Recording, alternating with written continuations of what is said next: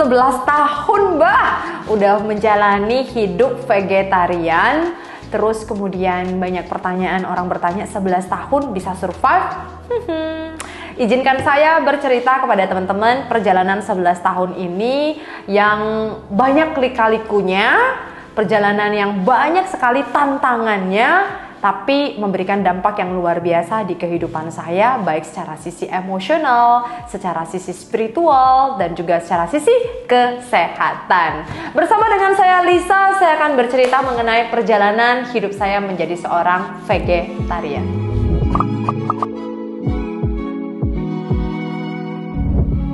Ketika orang bertanya kenapa saya memilih menjadi seorang vegetarian, banyak alasannya, katanya sih gitu. Bahkan ada temen aku yang bilang karena saya pengen kurus. Nanti kamu lihat ya, dulu itu saya gendut banget, saya sempet 70 kilo. Kamu bayangkan dengan saya yang seperti ini, 16 kilonya aku ada di badanku. Waduh. Tapi kalian jangan ngebully ya lihat foto ini. Tapi bukan karena saya itu pengen kurus terus saya vegetarian, enggak. Sebenarnya kurus waktu saya jadi vegetarian itu adalah bonus bagi saya. Alasan utama ketika saya menjadi seorang vegetarian tuh sederhana sekali. Kebetulan saya itu kan dilahirkan di kampung, jadi saya akan banyak sekali melihat ya peternakan, terus kemudian saya pernah melihat di depan kepala mata saya sendiri gimana binatang itu harus dibunuh, dan terus menurut saya gak etis aja sih, apalagi ketika mereka itu dibunuh. Mereka itu juga bisa nangis, kalau mereka bisa jerit, mereka tuh udah jerit. Cuman kita kan nggak ngerti bahasa mereka. Dan di saat itu aku kayak merasa, kok harus tega banget sih kita itu makan mereka gitu loh. Mereka kan juga butuh kehidupan, itu di otak saya dulunya.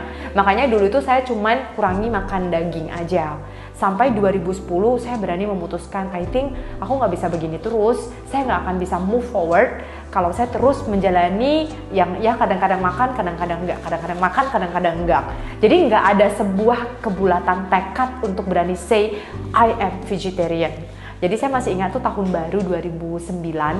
Jadi itu saya buat wishlistnya saya.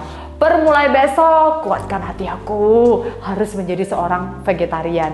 Supaya saya secara pribadi bisa komit dan belajar komitmen kepada diriku. Dan puji syukur bisa sampai hari ini. Tapi tahukah Anda, saya banyak dapat kontra dari orang-orang di sekitar saya ketika saya memutuskan menjadi seorang vegetarian. Hal yang paling kontras itu adalah dari keluarga.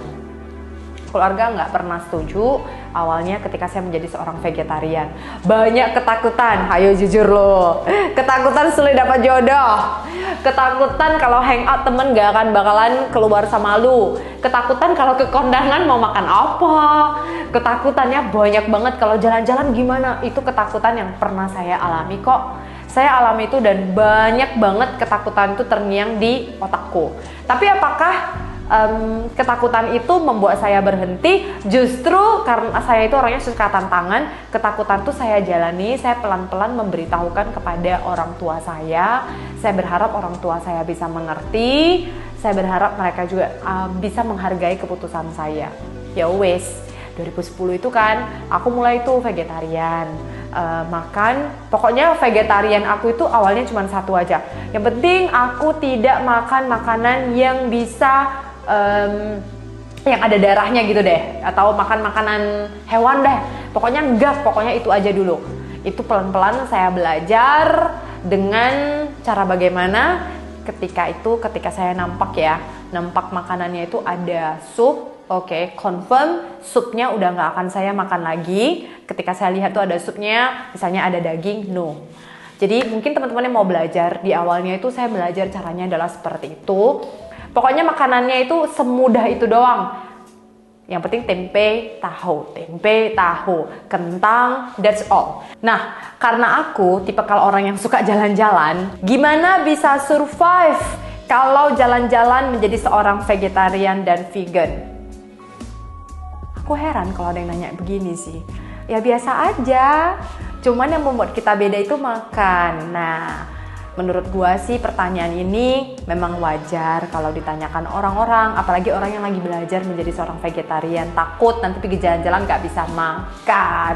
Bahkan selama saya jalan-jalan nih, kalau bersama teman-teman yang non-veg, mereka suka gangguin aku. Kasian kali hidupmu ini, sampai segininya kamu makan nasi sama sambal kering. Teman-teman, memang benar kelihatannya kasian, tapi ya kita enjoy kok menjalani. Apakah itu makanannya sehat? Kalau hanya cuman kayak gitu vegetarian, sehat nggak cuma nasi sama sambal kering aja? Ya pasti enggak dong. Tapi itu hanya kita lakukan pada saat kita jalan-jalan. Jadi pernah ya pengalamannya aku jalan-jalan dari semua negara yang aku pergi sama provinsi, aku masih ingat. Yang paling sedih itu ke Korea. Jadi itu aku ke Jeju Island, itu jalan-jalan ke Korea. Ternyata di Korea pergi makannya itu kan kita pergi kayak masuk makan, di sana memang dapat coffee, drink tea, coffee tea-nya itu minumannya gratis. Tapi mereka itu masuk hitung per orang. Jadi kalau aku masuk, gue harus order. Oh my god, gue kan nggak makan. Gue pada kala itu bawa sambal kering sama bumbu pecel. Ya tentunya kan karena aku nggak makan. Terus kalau aku masuk, aku kayak sia-sia dong order makanan gue. Jadi yang penting bagi aku yang penting ada nasi putih kan. Untung pada kala itu saya punya supir yang baik hati, opah supir yang baik hati. Jadi ketika setiap masuk makan, ya udah gue tetap order, ya udah gue ngasih ke dia. Ya memang kayak jadi double cost kan. Tapi saya tambahin aja satu nasi putih tambahan, biar saya bisa makan di dalam. Kalau enggak, selama saya jalan-jalan tuh saya nggak bisa makan di dalam. Saya rasa itu yang paling sedih banget ya, yang pernah aku alami selama jalan-jalan. Karena di Korea itu bisa dibilang untuk khusus cari vegetarian aja, it's not easy as well. Apalagi saya tipikal jalan-jalannya yang backpack, bukan tipikal yang harus tinggal di 5-star hotel. I think kalau Anda yang punya budget tinggi, you don't need to worry. Kalau kamu udah tinggalnya di hotel bintang 5, bintang 4, wah tinggal order doang, tinggal request special vegetarian, bisa kok, nggak usah perlu khawatir. Tapi karena dulu zamannya aku suka backpack, aku selalu melakukan persiapan yang matang. Gua bawa makanan gua dari Medan, jadi pastikan itu bisa bertahan untuk selama saya jalan-jalan. Oke, jadi apakah saya kelihatan kasihan waktu jalan-jalan? Teman-teman saya bilang iya, tapi sebenarnya I really enjoy that. Saya sangat menikmati sekali kok. Oke, so that's the tips untuk kamu-kamu yang gak perlu khawatir sih kalau sebenarnya vegetarian itu sulit atau enggak. Nah, ini yang sering nih aku pernah ya, kalau tadi kan jalan-jalan tuh, gimana pada saat aku lagi nge-MC? Nah, karena kan kerjaan aku itu nge-MC nih.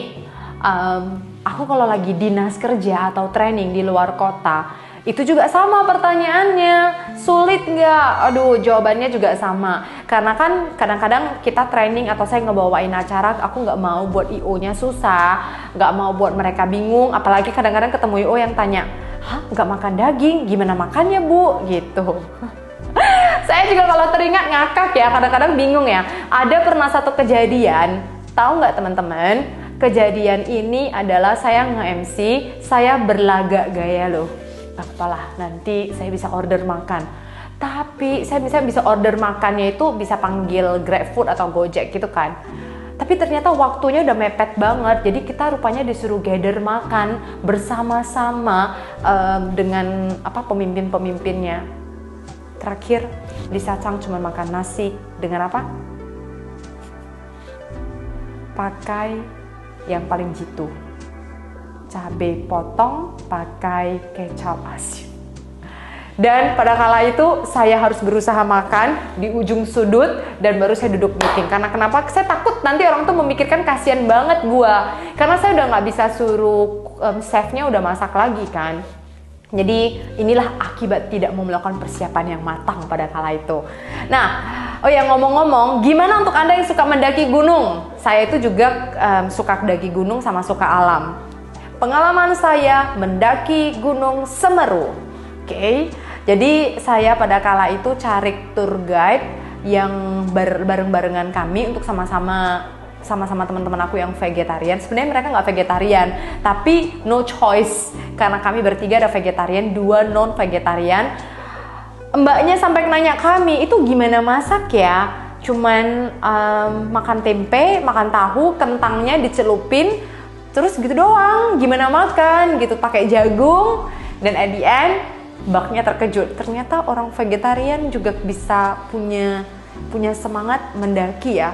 Walaupun pada the end kami nggak sampai ke Semeru, sampai ke Ranukumbolo aja karena situasi kondisi yang tidak memungkinkan, alam yang tidak memungkinkan. Jadi kita sampai Ranukumbolo.